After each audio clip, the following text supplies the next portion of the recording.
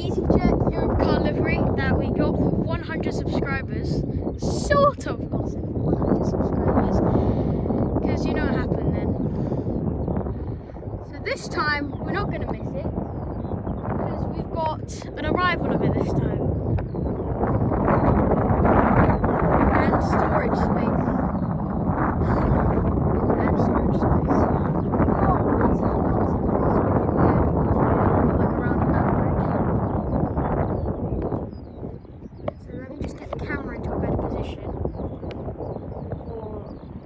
You can't see it in the camera just yet.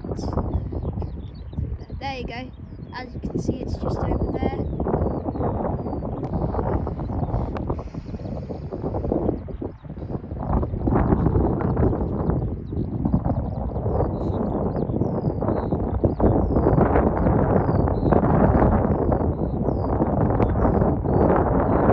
It's a bit wobbly over there. Yeah, it's quite wobbly.